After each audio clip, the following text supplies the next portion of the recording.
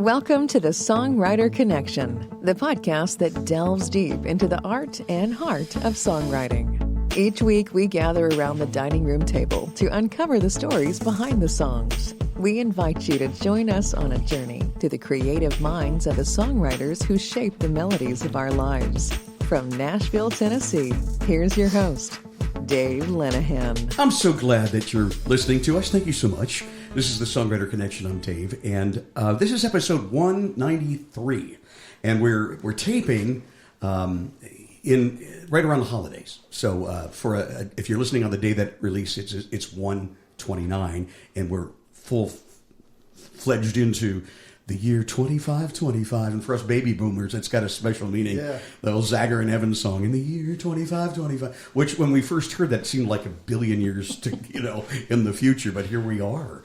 By the way, here's some interesting trivia for you. Denny Zager from Zager and Evans makes guitars, and they have these Zager Easy Play guitars, and they're really beautiful. I bought one, and it's become my primary writing guitar. A little trivia for you, right here, right behind me. It's always near me. So not always in tune, but it's always near me. Our guests today, I have to tell you, I've seen them all individually in rounds all over town, and each one is a great writer and performer, but all together, they are mighty. As a matter of fact, they are the mighty Trainwrecks. Hey, guys, good to have you here. Hey, good to be here. I'm looking forward to it. We got more than one person around the dining room table playing different instruments and harmonizing. Oh, my God, I'm in my glory. This is what it's all about. Yeah. Right. So let me introduce them all. My friend, favorite co-writer, one of my favorite writers in town, and just a super guy, and sometime co-host, which I'm going to ask for your help today on this. Yeah. Scott Barrier. And the new guy. And the new guy. I made that very clear. So these guys have put in all those miles and years, and I'm just happy to be part of the journey now. Awesome. That they're including me. Thanks, yeah. Scott. Good to have you here. Thanks. As we go around, directly in front of me is Eddie Paul. I've seen you perform. You're an amazing guy. Thank you. Yeah. Welcome to the show. So glad to be here. Thank you for having us. Good to have you around the dining room table. Yes, sir. This next guy, they call him Freight Train. It's Chris Floyd. How'd you get that name? I'm wondering about that. I really gave it to myself. You did? With you. Yeah. I'm a blues guy, and so you need to have a good blues handle. Uh-huh. And I did a lot of partying down by the railroad tracks and all that kind of stuff. And harmonica certainly evokes trains and all American music, jazz, country, rock, blues. So there's that. All the way back to DeFord Bailey, who used to be on the Grand Ole Opry. Yeah. He had a song called Pan American Blues. It was all harmonica, and it was absolutely amazing. And really, he's a lot better than people think he is, because at the Opry, all he did was those fox chases, and they're actually fairly easy to do. And he was a complex, brilliant. Yeah, the guy can do melody and count, different things at the same time, right, on the harmonica, which is like a whole different level. I want to talk about this because I think this is the first time in our podcast that we've had harmonica. Really no, that'll be the last time. No. I want more. And I remember when I was a kid listening to music, people would pull out and they call it a harp, and you play that harp there. And I always, why do they call it a harp? And I didn't realize until I started working at Ryman Auditorium that the name comes from what this instrument was. A French harp is what they used to call it. And what's even more bizarre than that is it's a German instrument. And it's a German instrument. Not That's right. A French instrument at all. Back in the days when it started coming over to the United States a lot, everything in Europe, they just say it's French. That's exactly right. Yeah. So even though it came from Germany, became the French harp. Then, of course, Chris Christopherson brought it to a new level. The harpoon out of a dirty just red to rhyme it. That's a brilliant rhyme. Brilliant. Really harpoon. Right. Because harmonica is not a good rhyme in any song. The word harmonica, you just can't rhyme that with anything. Now, would you put that in your mouth after taking it out of a dirty red pit? I would. You would, yeah, because you're true. You're a monster. No, that's the way to keep it clean. Really, that's a great. Chris Christopherson was all over it. That's how you keep the dust and crap from getting in it and causing the reeds to go flat on you or not play at all. So that's why he was wrapped in a dirty red bandana. So let me ask you this: when did you start picking up the harp? 1979. 79. Did you take to it right away? Well, not really. I mean, I thought I was taking to it right away, but none of my friends did. And let me take the trick. The trick is to bend those notes like we can do on a guitar very easily. Man, how do you learn to do that? Oh my God, I can't. It's really hard to teach. Nobody has ever been able to tell me exactly how you do it. It's a. If you use I watched this on YouTube. Mm-hmm. People are better at teaching than I am, although I have to teach some people. It's a k sound, right? So it's a k. And if you reverse it, k, it's sort of the middle back, and you take your tongue and you curl it up towards the middle or the middle back of, and then can you demonstrate it real quick? Any key, I don't know if I can demonstrate the. But what it does is it just like a guitar player bending a string up, banging it up. When you're doing, you're kind of cutting the airflow but letting it through, and that pulls if you do it right, it pulls the reed up to bend. So, and then there's different. You can actually get different notes on certain holes. You can get 3 notes per hole if you really know what you're doing. And that's a little beyond me. I can do it without thinking about it, but there's guys that know exactly what note it is. That's crazy. Yeah. See, I never learned how to do that. I'm going to have to get some harmonica. See the different? That's the same hole, just a harder bend, and it changes the note. Wow. That's pretty cool. Okay. And there's a third one. I don't know how to do that. I'm not that good. I always love when I talk to artists, they come up with their own brand. And I think it's so important today to have your own brand of music. And you guys, you call it, and I love this, country, psychedelic, Americana jam band. So let me put it all together. Country, psychedelic, Americana jam band. I'm in. That's wonderful. Freight trains, slight exaggerations there, but really it's not because Eddie is our country guy, but he actually has a really strong blues side that is really good. Actually, that he's just does, and some of my songs border on psychedelia. Which I always love. And although I love country and bluegrass, I came up as a bluegrass harmonica first and foremost. Really? Way before I played blues, yeah. Wow. And then anyway, and then we like to jam. We like to do longer solos and kind of play. The Mighty Trainwreck's name is an ethos about not doing the show the same way every time, just like all the great jam bands like the Grateful Dead or the Allman Brothers, and feeding off each other and maybe taking them extra solos. Now, sometimes we wreck by doing that because we lose ourselves. You're right. But generally, that's the name, right? It happens. Yeah. You don't gain anything if you don't take a chance. Exactly. So that's the whole thing. And so we do have a jam side. We were jamming last night. Long, just stretching songs out. Oh, that's crazy. Well, that's why I really was more interested in playing with you guys with the Trainwrecks than anybody else. Mm-hmm. It's because everybody, not that they're not talented, but they kind of are formulaic in their stock, and you kind of know where the songs are going, which is great, which is wonderful. Mm-hmm. But I love the fact that it is kind of challenging, and you got to pay attention, and you got to keep up. And it's different. Every song is just different, goes different places. That just makes for me more of an interesting and more fun show. I think it depends on the crowd too. Yeah. Oh yeah, you got to read the crowd, don't you? If they're feeding off of it, it's a lot easier to go off that spur over here and take it a while. Go off the track, and then come back in. Oh yeah, so. Taking all kinds of tracks. But you know what's interesting is when we're worried about, and I agree, we do read the crowd, but I think when we jam in front of any crowd, they all of a sudden they kind of perk up, even when it's almost too loud. They go, what the hell? And they literally start cheering. Like they get a little more crazier when we do that, I think. They did last night. They did last night. And you guys play the puckets in Murfreesboro, right? Mm-hmm. Right. You do a lot of the puckets and stuff. Oh, we love puckets. It's our only gig. No one else seems to want us. Oh, we got to get you out there, like to local and stuff, right? My gosh, it's awesome. We would love to play the local. We did play the local on a regular basis. Terry Joe, are you listening? We're talking to you. Let me ask you guys this. You've been together about 14 years, Eddie and well, Eddie and I have been playing together for 12, 13 years. The Trainwrecks, 10 years. 10 years. 10 years. This year is 10 years. So you guys are the founding members? Yes. Okay.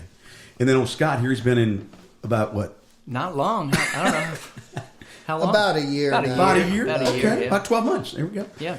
Well, that's cool. 12 years, 12 months. But really, Scott's been an honorary member for a lot longer than that because first, Eddie and Scott co-wrote a bunch of great songs, and then Scott started slumming and co-writing some songs with me. Oh, I don't think it was slumming, Well, I looked at it that way because Scott is such a great songwriter, and the fact that he was willing to write with me was a huge Me too. I looked at it like an honor that he would write with me. That's the way I looked at it too. Oh, thank you. You're too kind. Yeah. But but your music is so cool, and it's got its own flavor and its own lane, and that's why it's fun to write that kind of music, just because it's different than so much that's out there. That's why it's fun. And that's what I want to talk about, because we're a songwriting podcast. So when you guys sat down to write songs and you decided we're the Mighty Train Wrecks, or did you have the songs and then come up with a name? We had songs and then came up with a name. I mean, I was doing my own stuff. Chris was doing his own stuff. He was sitting in with me, in some writers' rounds and playing with me, and got to backing me up. Harmony. I got you. The harmony. And I got to learning some of his songs so I could play for him, and it kind of started working. That's how things work here in Nashville. So about blending the songwriting styles, how did that work? Don't really. We don't. You each bring your own thing. We bring our thing to the table, and as a band, work it up and make it ours. We make it the train wrecks. We really never. I guess I'll be perfectly honest. We never say you can't do this song. Mm-hmm. We may not always like it at first, or we'll grow to like it, but we never. That's the really cool thing, and I appreciate that about you, Eddie and Scott, and I think Eddie appreciates that about me. Yeah. We just if somebody wants to do it, we'll give it a whirl. Yeah, and it was really cool for you guys to let me to do some of my own songs. I wasn't expecting to do that. Mm-hmm. I was just going to sit in and play along and sing harmonies. So that meant a lot that you wanted me to sing some of the stuff that I've written over the years. Adds to our and the harmony. I took a harmony to it. The way I look at that though is you were willing to just do our songs, and that meant a lot to us. And to me, it felt like an insult not to have your songs because you're so great, right? I mean, oh, thanks, man. Well, Scott brings that more contemporary sound to us that we didn't necessarily have before. Okay, like a pop country, kind of a pop country type sound. Here's an extreme example, like when Joe Walsh joined the Eagles, right? Took him to a whole new... that was a different change for them. Yeah. So, well, that's cool. You're having a blast, aren't you, Scott? I'm loving it. Yeah. Not to quote a commercial, but getting actual paid gigs in Nashville. Well, that's a beautiful thing too. But it's just to perform with my friends and my co-writers and do music that's, like I said, interesting to me. Yeah, that's cool. That's more fun to play because it goes all those places. It does. And it's just more fun on the stage. It's just we go everywhere and I think we're getting better at eye contact, thank God. And so I know where the heck we're going. I've seen a few of the videos on YouTube. Search for them, you will see. I think this is a good point to pick a song. You've chosen 3-4 songs to do today, but we got to get under the hood on each one of these. So who wants to go first? And let's talk about the song. You want me to go first? Go ahead. Warm up that. Freight train, you got to go. All right. So during the pandemic, I was turned on to a guy named Hobo Shoestring, and it's kind of a long, convoluted story. Well, I want to hear it though. Tell me the whole story. All right. Tell me. No. So I have there's a friend of mine I wrote a song about. His nickname is Topsy Turvy. And he sent me he was wearing me out, sending me all these like YouTube videos of train stuff because I'm freight train and all that. And I was really kind of annoyed by it all, but I was kind of looking at it. And then I was just, during the pandemic, I was going from one thing and I stumbled across this guy named Hobo Stoby, who also was this huge 250,000 subscribers on YouTube. I mean, the Mighty Trainwrecks, to give you a perspective, are lucky to have 418. Wow. And we've been killing trying to get people to subscribe to YouTube.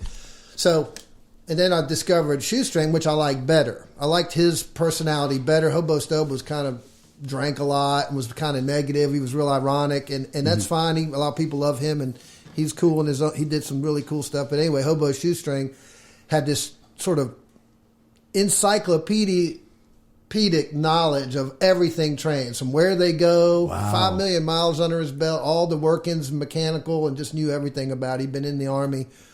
Wow. And he was basically, those guys don't view themselves as bums or homeless people. They're just travelers, and they work where they stop at to get a little money and adventure.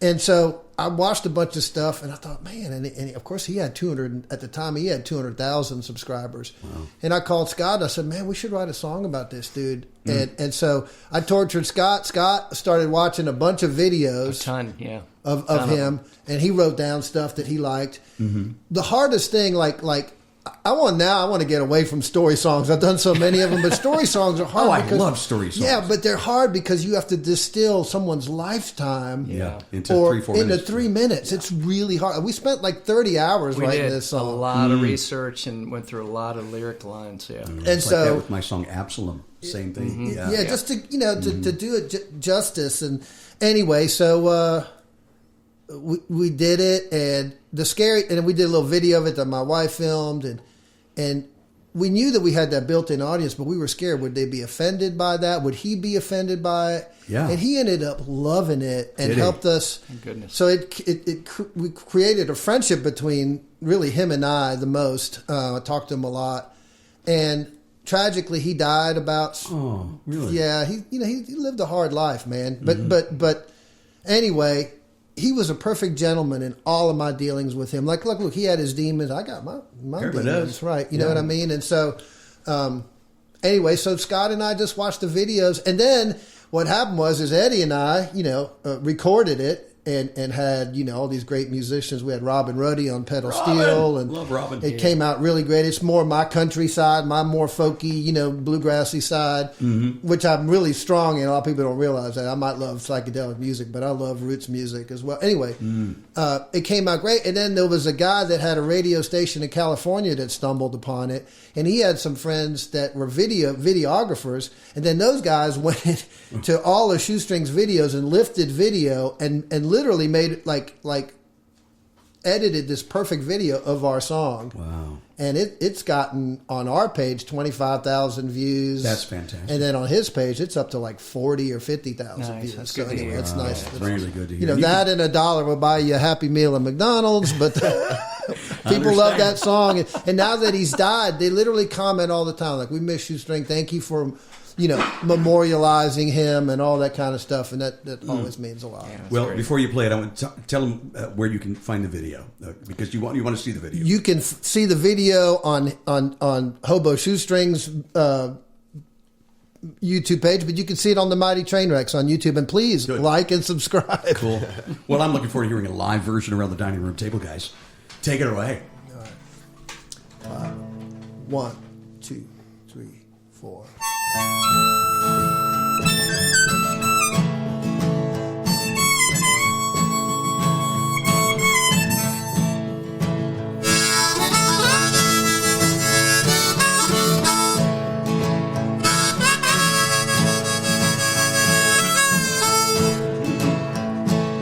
I saw him walking down the mainline track with his Yeti bucket and a bivvy sack, buckshot beard and an old backpack, and he was smiling ear to ear.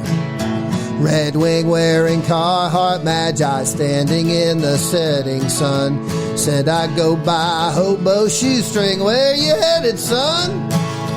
If you wanna run with me, it's dodging cops and security. Rolling from town to town, ever forward, distance bound. Doubted myself as he talked to me, I'm not sure that's the life for me. But I bet it's the thrill of the freedom of not being tied down. The open sky's all he needs. Wish I could be just like old Hobo Shoestring, running the rails where they lead. Wish I could be just like old Hobo Shoestring, riding on that gypsy dream.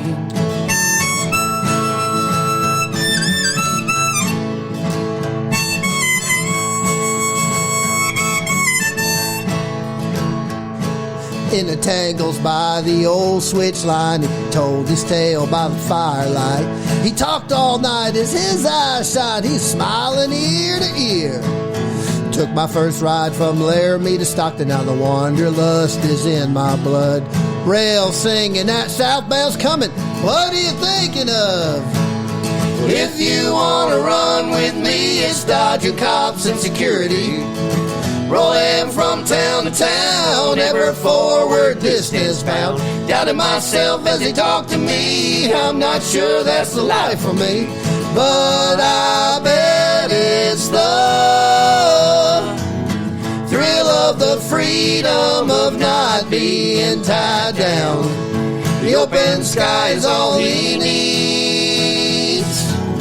Wish I could be just like old hobo shoestring, running the rails where they lead. Wish I could be just like old hobo shoestring, riding on that gypsy dream. Here we go.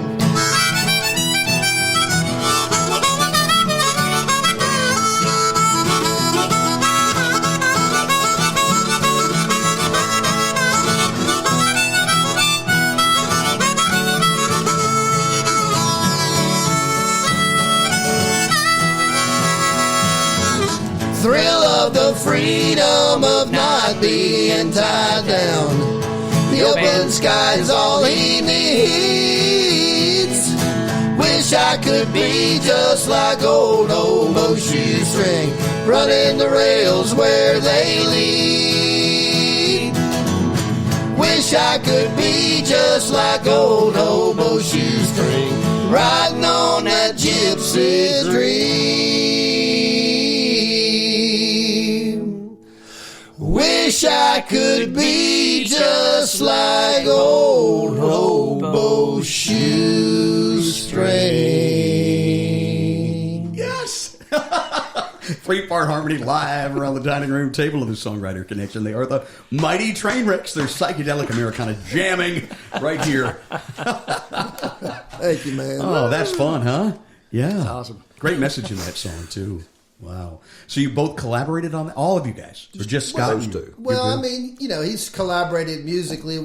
Eddie and I will mighty train wreck up the song a little bit and talk about arrangements. But ultimately, this was musically. It's writing together. Chris and I were on that one. So, yeah. All right, let's talk about you, Eddie. Eddie Paul, where are you from? Where are you? I am from right here. Right here.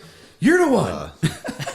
As they say, I'm the unicorn. The unicorn, that's what they say. My family's been here since the Revolution. Have they really? Yeah. Tell me about that.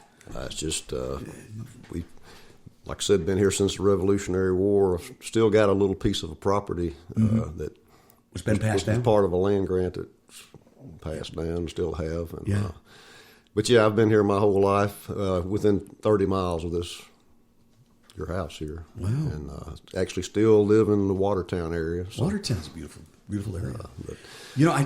I'm so interested in that kind of time frame because, with my Absalom song, and we talked about this in a past podcast, I found this cemetery, and Absalom had died in 1834, and just around the corner, his cemetery. That's his name? His name was Absalom McLeaves. Okay. And the McLeaves family had a lot of property here, so I wonder if they were contemporaries. They probably knew each other. I wouldn't be surprised your family.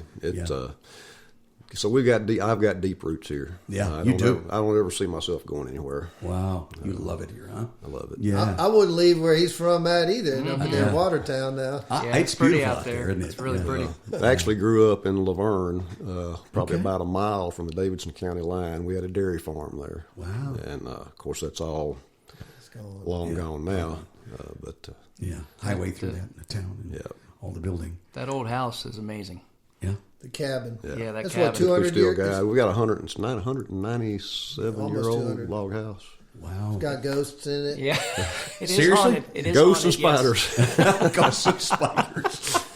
There's a song, guys. Ghosts and spiders. Ghosts and spiders. I want to hear it next time you're on. And really, that's where Eddie and I worked up all our harmonies, was on that butcher table. Tell us about that. Yeah, of course, way back when those log houses were built, the kitchen was built separate from the house. Yeah. You had an open dog, they called it a dog trot, that was open to the outside. Dog trot, because of the food that dropped out. And the heat, you didn't want to... In the summertime, you didn't want to... Yeah. I mean, the fire had to burn all the time to cook, so you kept the heat out of the house in the summertime. Plus, if the kitchen caught on fire, there was a better chance of putting it out before the house burned. Right. But anyway, all that had been closed in, and had a little butcher top table that my great-grandfather, there's a railroad desk. He used to work for the railroad, and this is where it came from. And so Chris and I sat around that and worked a lot of harmonies up, worked up a lot of arrangements, and I did a lot of writing in there.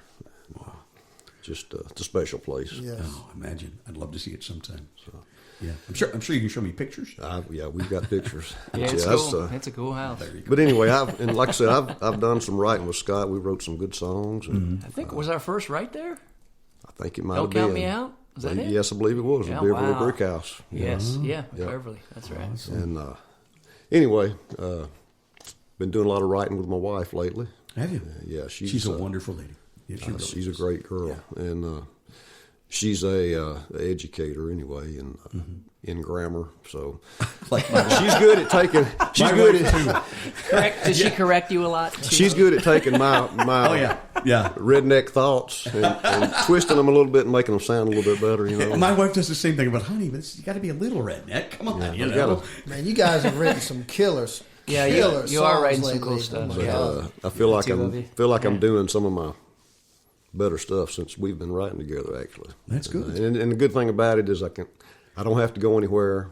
We can work on it 30 minutes, or we can work on it 3 hours, or we can skip. We don't have to. I'm not pushing myself to write. I know people push every day, and I've kind of backed off. I used to worry about not writing something new and having something coming out every time I turned around. You know, there's nothing wrong with pushing, but I'm like you. I don't want to. I just want to write when I'm inspired to write. And I retired last year and a half ago, and I'm doing a lot of work around my house, which is keeping me busy. But I still have my music room, and I go in, sit down, and where I come up with ideas is just picking around on the guitar. Me too. And playing licks, and not necessarily having an idea and just letting something come. Exactly. I do the same thing. Yeah. And you know, if it comes, it does. If it don't, I've got some stuff I've been fiddling with for 2 years. Yeah. And it's slowly coming, but I'm not pushing, I'm not forcing it. But we'll sit down and, like, we went to Gulf Shores last year. Frank Brown thing, or just a vacation? No, I just went down there, and you know, while we were down there, I'd started this song called Voodoo Woman, and had the first verse. Maybe we should do that. And Yeah, maybe. and Maybe we should. so we're down there That's a great in one. the condo, and of course I always take a guitar with me. And she said, "Well, why don't we write something? Why don't we finish writing something?" So I got started playing Voodoo. We finished Voodoo Woman at Gulf Shores. Wow. And I was tickled to death when we got back with it. And so we've added that in the show. It's been a crowd pleaser. Yeah. It's a cool song. It's a But, really cool song. I've really enjoyed working with her, and like I say, I'm just going at it in cruise control right now. See, that's the nice thing about y'all guitar players is you can do that. I can come up with riffs on the harmonica, but I generally just come up with like with hooks or ideas is what I. But I think I like the being able to pick and come up. That to me is really. You know what I wanted nice. to ask you before we get to the break? I know you drive truck, and when I'm driving, I get ideas in lyrics and stuff. Do you find the same something about the road? Absolutely. But, you know, when you listen to all the great songwriters, those guys have got a notebook and they're listening to conversations. Yep. And I'm not as good as that as I should be, but that's what I try to do. I try to either hear or if one thing that I've done that I like to do is to honor when I wake up with an idea and get up and write it down. It really sucks when you're tired and working hard. Yeah, but every time I've done that, I've not regretted it. Yeah. Generally. I mean, some of them are stupid. I learned that lesson the hard way, Freight Train. I did. I remember sitting in bed going, oh, wow, that's the perfect ending for that song. And not That's writing. great. If you don't capture you it. should get up and write that down. Nah, I don't remember that in the morning. 3 days later, I'm going, I had it. What was it? Yep. And it never came back. I did that on an LSD trip one time. I wrote some shit back in the day. It was brilliant, and it disappeared. And I wish I had it now. Probably would be total gibberish at this point. There's the psychedelia coming out right there. Amen. Let's take a break. More with the Mighty Trainwrecks coming up on the Songwriter Connection.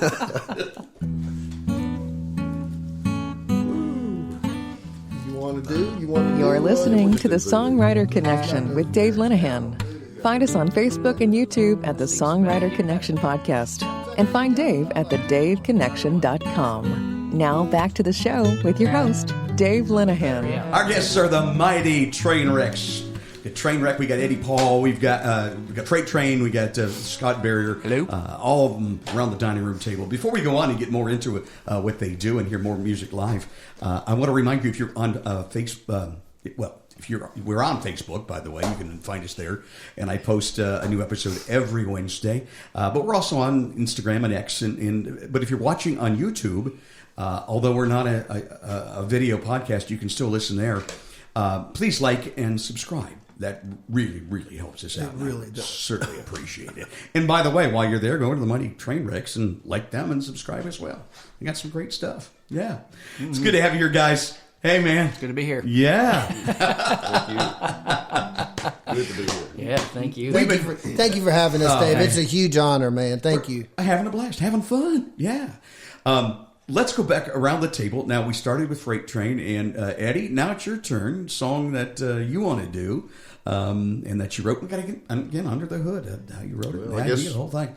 I think we've decided to do Voodoo Woman. Oh, right. So we kind of talked about it a little bit, Yeah. but With you your want to wife. add? You want to add some?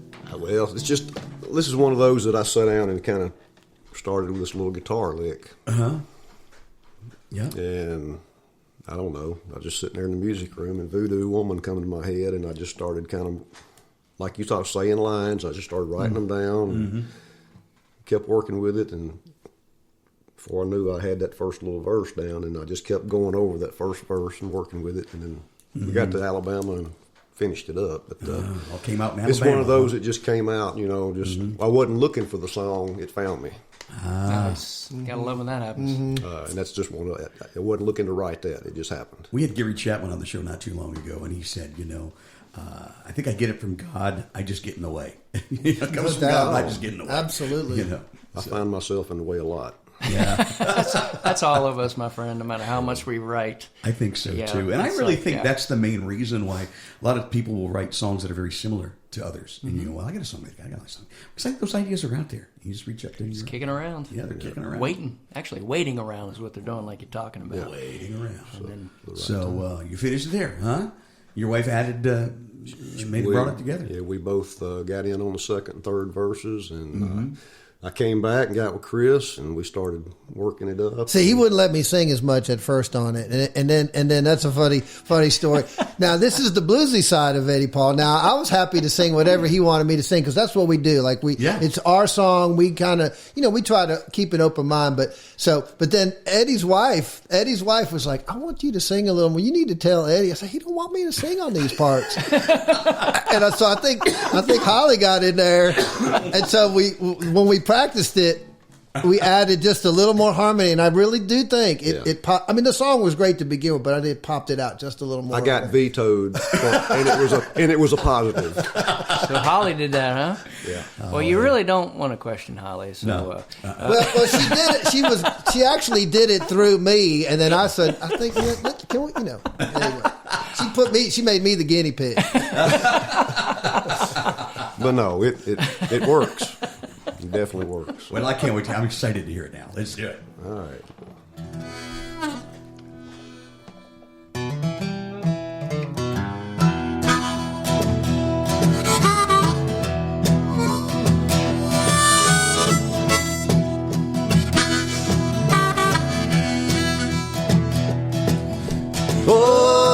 Oh, voodoo woman, do you have a potion for sale? Will you conjure me a lover, a hippie gypsy with a touch of Southern belle? Can you make her talk with the thick South Georgia drawl? Give her the hips and the lips of a Mississippi queen, New Orleans voodoo woman.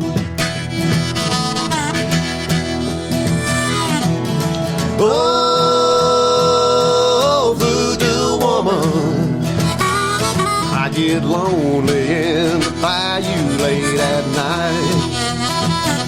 I wanna taste her Creole kisses, stare down in her black Cajun eyes. A sexy Delta green, tan legs and cut-off jeans. She's the one I'm chasing in my sweet New Orleans voodoo woman.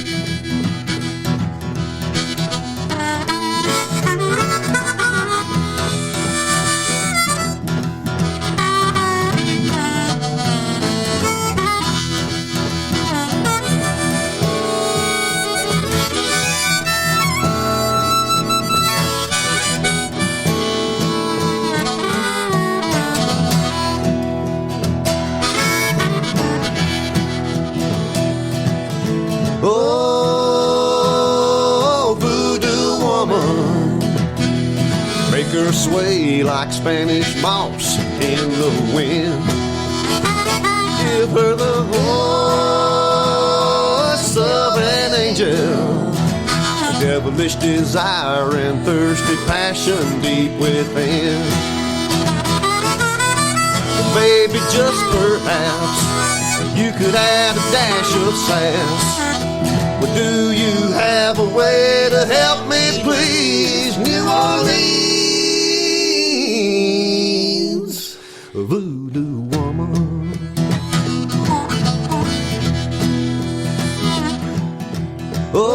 Oh, voodoo woman, do you have a potion for sale?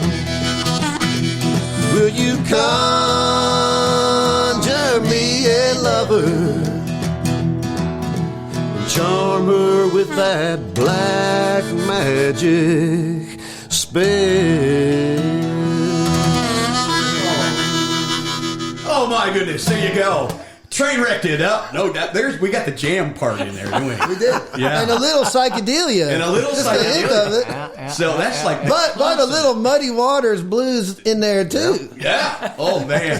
I love it. Great job, you guys. Cool. Eddie. What a song. Salute, man. What a and song. to Holly, too. Thank you. Yeah, absolutely. Way to go. You think she'd write with me if I asked? Oh, she probably would. That's just so awesome. That's a good, fun song to sing. Yeah, it's a great really song. is. Yeah. Great song, man. Let's go. Come around to you, Scott. Hello. Scotty. Scott. Like I said, the new guy. The new guy. The new guy on the scene. Yeah. But you've been in town for how long? You've been writing songs. Oh, gosh. Over 20 years. Over 20 years. Yeah, and I came here originally just to be a touring musician. And I was a hobbyist writer back then. I wrote every now and then. And you toured with some pretty... You did heavy metal to... I did start in metal, yes. It's hard to believe. To Gretchen Wilson. Maybe we need to add metal to the bio. I don't know if that's a little stretch. But we could do Is there it. such a thing as acoustic metal? Well, actually, there was a group in Nashville years ago called Hayseed Dixie. Oh, I knew that guy. I worked with that guy. Yeah. We talked about that on the radio just they last did week. acoustic. Yeah, they make It's bluegrass. It's bluegrass songs of like AC/DC, Yeah. basically. And they're famous. They're amazing at it. It's really one guy. Yeah. Yeah, And he hires them. Yeah. Yeah, and I used to go see them down at what was that? There was a station. What was that place called? Station Inn? Station Yeah, the Inn? Station Inn. Yeah. I used to go watch them because I was so fascinated with them doing metal songs in bluegrass style. Yeah. And so, so I'm kind of going for a full circle, being able to play some bluegrass for these guys. And maybe we'll add the metal back in. I don't know. Maybe. But I I don't know about all that. all right. Just thought I'd throw it out there. We have to have a vote on that one. Yeah. I think the vote's already been voted. It sounds like to me. But, You're voted out, Scott. I'm sorry. I don't... Again, new guy. New guy. You But you got to build your cred up. You know. I'm working on it. But no, so I did start in the rock world because in Maryland, where I'm from, there really wasn't anything else to go into. All my friends played rock. That's why I did that. But I was already dabbling in writing and messing with many styles of music because I just love music in general. It's a Maryland thing, right? It's a Not Maryland necessarily, because in the D.C. area, bluegrass is bigger than here in Nashville. thing. Yeah. Is it really? Yeah, because you're very close to West Virginia. And anyway, well, I don't want to makes sense. No, not at all. take away from Scott here. Yeah, yeah. And where I was living, like everybody was rock. Yeah, You the know? Baltimore. Well, you're more yeah, Baltimore Baltimore, area. Yeah, yeah, that's Baltimore. Scott, it was the same for me growing up in Cleveland, Ohio. Yeah. You know. Yep, that was pretty much it. In fact, I was working at a country radio station back when country wasn't cool. I know my friends that worked there. Yeah. My wife almost wouldn't go out with me because I worked for a country. Were you putting peanuts in your Coca-Cola too? Okay. I didn't know about that until the Barbara Mandrell song, but I had to look it up. It's good, though. Yeah. That's funny. Yeah. So but I when I wasn't doing the metal stuff, I was writing these little country little things. I didn't realize it. Every time I picked a guitar up, and people are like, "That sounds like country." Yeah. And I was like, "I'm a rocker," you know. And so I finally gave in. I thought maybe I should just move to Nashville because it seems like when I pick up a guitar, that's where I lean. It was a natural inclination, and it kind of pulled me that way anyway. Good and player, everybody, too. people were telling me because I was like, "Well, I'm kind of in rock bands." They're like, "Really? We think since you keep writing this, you should go to Nashville." That's what people told me. Yeah. So I ended up in Nashville, and And so still doing the rock stuff, but... And you love it here, don't you? I do love it here, yeah. This is home for me forever, me too. as far as I'm concerned. Yeah, me too. And so, because I'm around amazing human beings. And Shoot, Scott's the most successful one out of all of us, man. I mean, he makes his whole living out of music, man. I know. Somehow managed to. He gets all these cuts, because you've got an interesting philosophy about writing around. You write with a lot of different... You've had a lot of different co-writers. I do. Yeah. I was quiet earlier when you were all talking about, like, writing by inspiration. Yeah. And so, which when I did get off the road, I did tour a lot, and I toured with country acts and rock acts and all kind of different groups. Yeah. I thought, well, what am I going to do with my life? I'll try songwriting. And at first it was just by inspiration. It was very hard to get a discipline, and it took a while to create that. Yeah. Because it was super uncomfortable. Yeah. But now it's just sort of habit. And that's what it became over time. You build up these muscles and these skill sets, and you just fall on those. You lean on those to walk into a room in any situation and try to be creative to the best of your ability. So, but as I was coming up the ranks, I was watching different writers, and I came across a guy named Jim Lauderdale. I was working on the road for his accountant, and when the back in the day, before digital world took over, they mailed the royalty sheets to you. And so, and me, I didn't really have any cuts, so I got a blank piece of paper. In the beginning, it was like nothing on there. And Charlie Brown. Yeah, I got a rock. Right? And so, I'm like, oh, they're like, thank you for being a member. Okay, but you got no money. So, but I would file these really big songwriters who were, the clients, I guess, of this accountant, and so they were famous people, but they had like 10 sheets. This dude had like 50 or 60 sheets of royalties, and I'm like, what does this guy do? Jim Lauderdale, wow. And so I started researching him. He had somewhere in the range of like 500 major label cuts. Wow. And I was like, why is he different from everybody else? So I finally just sort of asked him, and he wouldn't remember this because I'm just some guy behind a desk. But he told me he wrote around, and I was like, well, what is that? He goes, well, you just got to be open to opportunities and take them. And you can give people a try. And if it doesn't work, you just move on.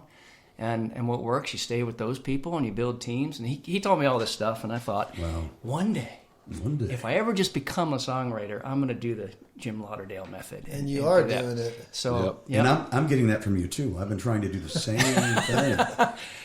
And for the first time, I've written the most songs this year in my career. Usually I have 60 to 80 songs a year, but this year, it's been a lot more. And you got Eddie and I beat. I mean, Eddie writes more than me, I think. But what you write a year, you think? Shoot. 20, like that. 20 maybe. I'm not even going to say what I wrote this year. I'm about 10, I think, a year. I'm about 10 songs a year. I bet you're like a couple hundred, huh? Yeah. More? Oh, he's 500. Let's play high-low. About 250. About 250. Let me guess. 250? I was going to play high-low. That's also a differentiation of where you are, though, in your life, where Chris is and he is. Sure. Absolutely. Yeah. So you made that your... My living, my vocation. But there's a risk involved in what he did. Mm-hmm. So I'm exhausted. I'm driving a truck, trying to just keep it under 40. But I used to drive 50, 60 hours a week, and Eddie worked his butt off for 20 years with the co-op, and that's not an easy job. Mm-hmm. But Scott took that risk and just went all in on music, and we all admire that. Yeah, absolutely. Yeah, and we had a good opportunity, my wife and I. We sold a piece of property we sat on forever, and that allowed me a cushion. And with my wife's permission, it's super important. Erin gave me her blessing, and she said, "This is your shot." And Erin's a great singer too, by the way. She's an amazing singer. Yeah. But I talked to her about it, and I said, this is probably the only shot I have. We've never had money before until we sold this house. And she said, go for it, but you got to do it full time. I said, yes, ma'am. So you don't mess around. Yeah, no. You can't even get a hold of this guy half the time. No, you got to leave a message. He's in a writing session. He don't even respond to text half the damn time. 2 or 3 a day, right? Yeah, about 2 a day. Yeah, and amazing. And sometimes weekends. Yeah, I had one this morning. Yeah, before you came here. That's why he was late. I was an hour away. I was in Gallatin, and I was like, man, I got to get there. And you'll travel too. Oh my God! Like I said, guitar, we'll travel. Yeah, right around, man. Right around the world. I love your philosophy, and it's working for you. Now, we do rounds, and we've done a lot of rounds together. I love playing along with you and singing your songs. And you've got this song called Motown that when you sing Motown, everybody's joining you. Motown Morning. And you guys have train wrecked it, right? So really, we didn't train wreck it that much. We with Scott's on, we leave them alone because they're pretty arranged on his own already. Yeah. All we did is really add some harmony, some broke down harmony to it, right? Some train wreck. We're like, what they used to say about the band, ragged but right. That's us. So it wasn't off the rails like a crazy train, right? No, crazy train. Yeah, it pretty much had its formula. Yeah. So they fell into it. Good. But I have to give a shout out to Elise Yulo. This was her idea. Yeah. Motown Morning, and it was one of those serendipitous sort of cosmic things because I got a call from a publisher here in town to write a song for Frankie Ballard. He moved back to Detroit after his record deal ended. Great left-handed player and he's singer. Amazing guitarist. Goodness sake, he just wears it out. Yeah. And so, but the publisher called me and goes, "Hey man," so what's up? And he goes, "Do you have any songs with Motown or Detroit or anything in it?" And me being on top of things, I was like, "No, I got nothing." And so I got Maryland. Yeah, got a Maryland song kicking around. Yeah, but right around that time, I was in a write with Elise and another writer, and we were throwing ideas around, and she said Motown Morning, and I went, "Well, need that." And the other guy said, "Well, that's not country. I ain't writing that." And I went, "No problem." In the back of my mind, I was like, "Cool, all right." So he didn't know what you knew. He didn't. I didn't say a word. Yeah. But we had another follow-up right, and he couldn't make it. Ah. And so when Elise got there, I said, "You remember that title you had?" And because she was like, "I don't know what to do with it or if we can use it for anything." I said, "I got something we can use it for." Yeah. And I told her, I said, "I feel a little bit of pressure. I got to get this song written to try to get this cut with Frankie." Oh. And so we wrote Motown Morning, and it's funny because I thought I wanted to have kind of that, a little bit of a flavor, that might be a little R&B, and so I had like 5 different guitar parts because I didn't know what she'd like, and this part, the way the song came out is the last one. Wow. I kept playing it, and like 30 minutes later, she's like, "Nah," and then I started playing this one, and she went, "That's what we're going to write on. We're going to write on top of that one." Nice. Oh, good. And so off we went, and it just kind of flowed out, which was really awesome. So, well, let's hear it, guys. Mighty Trainwrecks, Songwriter Connection.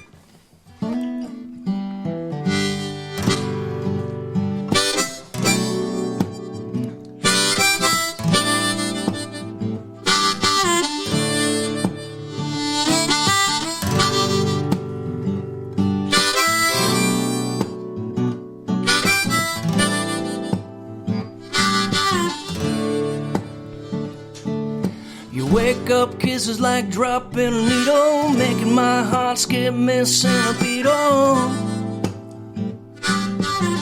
The way you move, feel good groove. I can't help myself to keep me hanging on. There ain't no mountain high enough.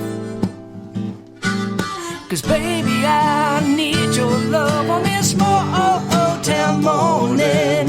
Motown morning. Really got a hold of me, baby, when you're holding me, swaying with you to smoky chorus. You smile and the sunshine pours in, first light, slow dance, your sweet temptation makes it a Motown morning.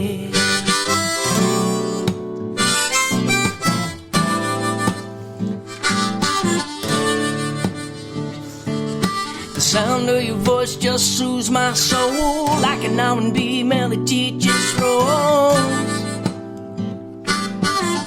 over me better than a dream. Got a couple hours before it's noon, the rest of the day will be here soon.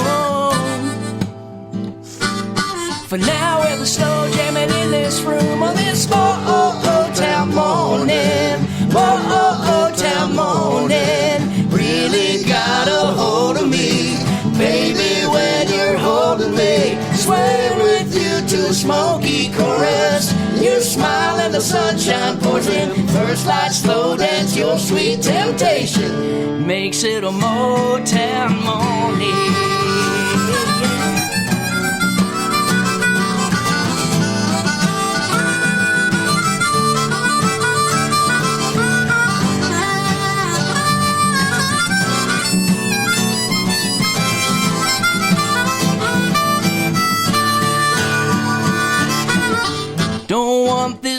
to end. Let's drop the needle back on the first track again. 2, 3, 4. Motown morning, Motown morning, really got a hold of me. Baby, when you're holding me, sway with you to a smoky chorus. You smile and the sunshine pours in. First light, slow dance, your sweet temptation makes it a Motown morning.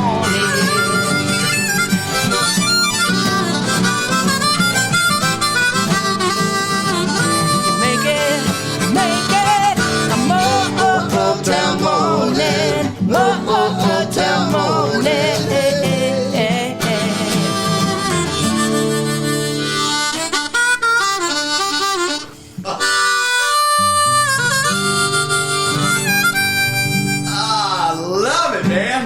Wow.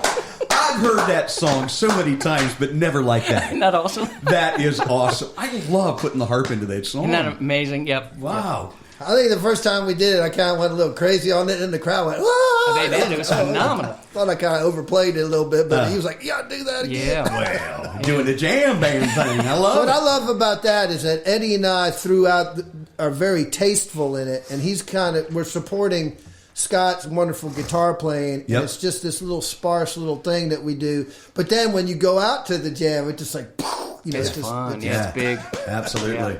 Yeah. And it really brought it to life, which is nice. Which is really awesome. So does my heart good. Makes me happy. Well, guys, I can't thank you enough for taking time out of your schedules to come in here and do the podcast. So glad to. Thanks for having us. You the man. I love what you guys are doing. Thank you, man. Keep it going. Can't do it without these guys, man, at all. Big things. Eddie Paul, good to always see you. Good to see you, brother. Yeah, you tell your wife Holly I said hey. I sure will. She's just a sweet love. I sure will. And Frank Scott Barrier, let me tell you, brother. Brother from another mother. Love you, man. I know, my friend. You too, bro. Absolutely. Right. Have a great one. Thank you for listening at home. And like I always say, right on. Right on. We hope you enjoyed this intimate glimpse into the world of songwriting and found inspiration in the stories shared by our talented guests. Remember, the magic of music lies not only in the notes and chords, but in the emotions and experiences woven into every lyric. Until next time, keep listening, keep creating, and keep the melodies alive.